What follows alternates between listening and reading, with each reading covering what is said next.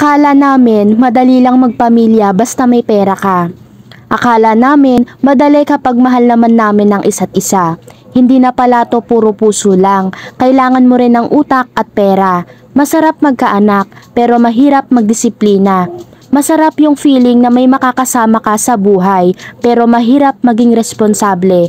Masarap na may sasalubong sa'yo kapag uwi mo galing trabaho, pero mahirap ibigay yung mga bagay na kailangan niya habang lumalaki. Madaming dapat isakripisyo. May mga bagay na kahit importante, dapat mong isang tabi para sa pamilya. May mga barkada na dapat iwasan muna. Maraming adjustment, maraming problema na susubok sa relasyon nyo. Hindi lang pala sapat na mahal lang namin ng isa't isa para bumuo ng pamilya. Di na lang pala to tungkol sa aming dalawa. Tungkol na to sa maraming bagay, sa anak, sa pamilya, sa budgeting, sa kung paano mo bubuhayin ang pamilya mo, sa career at sa marami pang dapat pagtuunan ng pansin.